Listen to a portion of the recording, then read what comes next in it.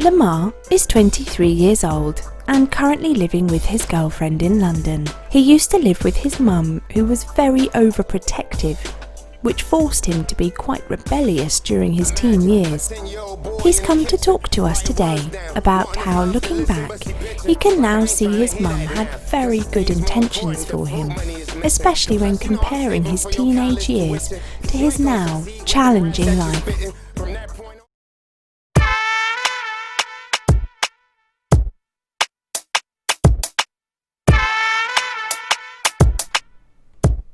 Dam is 24 years old and living in Croydon with her mum. During her teenage years, her parents split up and she was almost made to relocate to Hong Kong against her will. She's come to talk to us today about how she rebelled against her parents and wanted more than anything for them to listen to her and how she felt.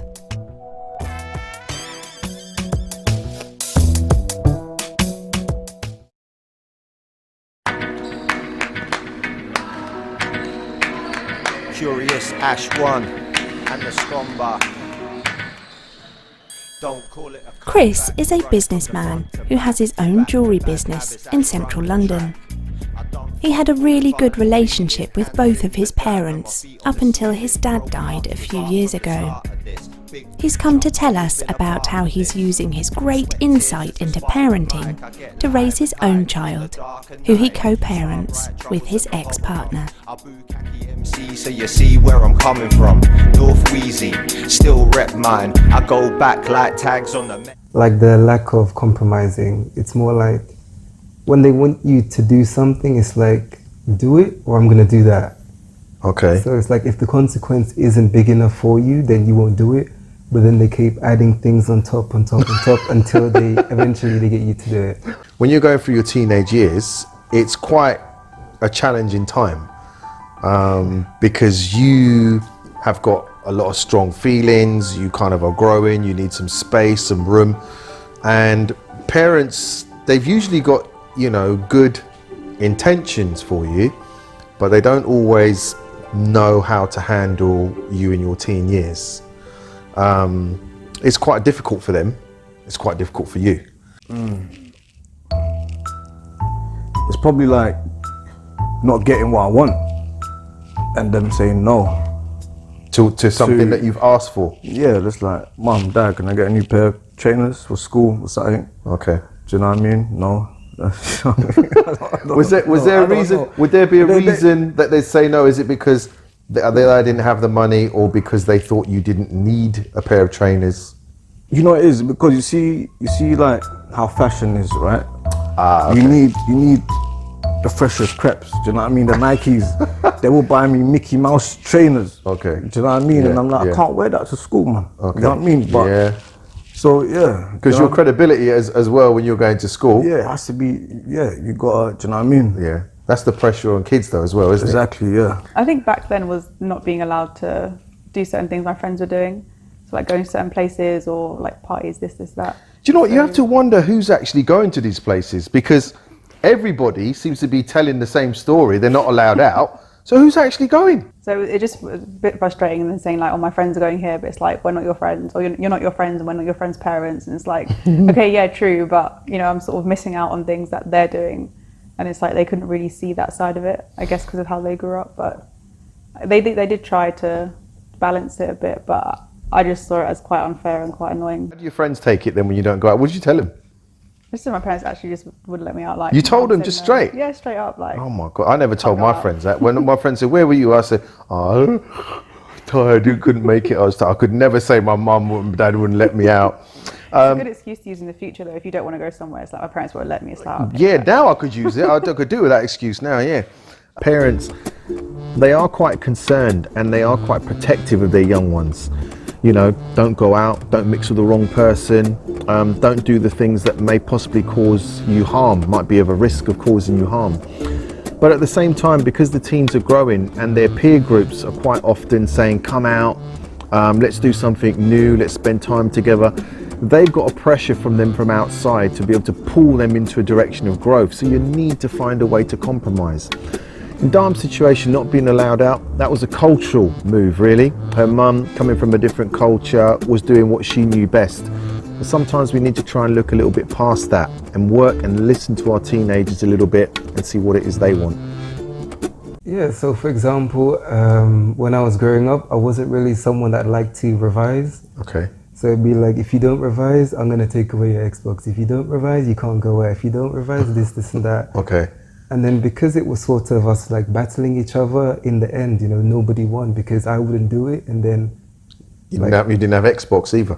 But personally, because it was something that I just really didn't want to do, like if I could compromise, like we could figure out something. But as you're just saying, like constantly threatening, it's just in the end, I'm not going to do it. It doesn't matter what you do. So they're threatening you. You're very much like, well, I ain't going to do that. So, and it was really your mum we're talking about, aren't we? Yeah. Yeah, okay. So what could she possibly have done, maybe differently, to make that work? But if you say like how much it means to her for me to do this, then I would understand like why she's threatening me, why it means so much, and you know, we'd both come to an agreement. What did you do to annoy your parents? It could be a different subject. Is there anything you did that you think, oh, that was, your parents were actually found that quite annoying? I'm trying to think. So I'll give you a list from my own house. Yeah. Leaving dishes in the sink. Yeah, Pick your own in a second, hold on. Leaving dishes in the sink, you know, not cleaning up after yourself, clothes on the floor, you know, not telling me where you are, switching your phone off. There's lots of things that parents find quite annoying, but what did you do to annoy your parents? Do you know what? I don't think do you know what, yeah? Because I remember when like my mum and dad used to come, you know, before they come back from work, me and my brother Simon, we used to make sure the house is clean. Okay. That's when we was in Kennerton. So he takes upstairs, I take downstairs. Well, you guys are good. Do you know what I mean? So they kind of gave us that kind of responsibility from young. Do you know what I mean? So that's where I went wrong. do you know what I mean? Yeah. Like probably bringing friends home. Okay. Maybe, yeah. Yeah. Okay. Yeah. Did you ask them first and bring friends on, or you just? They were at work, so I thought. Okay. You know what I mean? You just sort of brought people to someone's house. If you did it once and if you did it once and it annoyed them, would you still do it again? Do you think?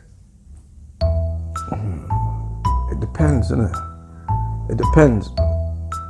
Because if it was something like right, you get me? It's not bad what I'm doing. Do you know what I mean? Yeah. So I would have done it again, Okay. but in the right way. Okay. Like Maybe asking them. Yeah. Okay. Do you know what I mean? Okay. I think because like as I was growing up and like a single mom, and she had like a baby, so I think that me being a bit rebellious and wanting to go in my own way, sometimes I didn't understand like the pressure of like raising two kids on your own. So I feel like maybe I could have listened a bit more. Okay. So when she's asking you to do things, you could sort of try and help, or if she's asked you not to do something, you could try and help as well. Yeah, to try and be a bit more understanding. Okay. But you're speaking now as though you kind of understand that now, like you're looking back with sort of more maturity and things like that. I mean, you see that now, yeah? But you couldn't see it at the time? No, not at all. Okay. Is that because you feel maybe your development wasn't there, or was it just you felt so strongly about, so annoyed, or so you just can't see any more than how you're feeling? To be honest, I think it's all about the experience, because as I was like a kid living with my mom, I didn't realize how much responsibility goes into like raising the kids and then working and then doing all the chores. Okay. Cooking and doing that like every single day. Okay. Like I didn't realize the strain, and like now I'm living with my girlfriend and she's not too responsible. Like I'm already feeling the stress. Lamar is very, very reflective. It shows that he's got a very, very healthy interpretation of his childhood, and he's quite appreciative of that. I mean, I think the thing is with teenagers, they're not going to be appreciative at the time, and as a parent you need to understand that you're in this sort of slippage time-wise. You're not going to match up. You're doing things which they're not going to appreciate at that point in time, and you just have to be patient and we can think, okay, well, they are going to appreciate it later on, I hope, but at that point in time you've definitely got to accept that they're probably not going to appreciate it, because it can cause feelings for you as well as a parent. I know you can think, well, they don't appreciate me, I'm feeling a bit upset or, you know, emotional or resentful.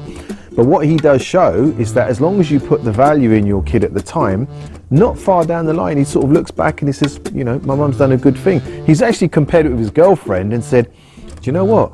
Oh, I'm now feeling the stress because I realised that my mum was doing a lot, but my girlfriend maybe is not doing as much as my mum was. So now I appreciate what my mum's done for me. So good on him. So I can't even imagine like raising 2 kids and doing all of that. She's not the one to have kids with then, maybe? Oh, maybe not.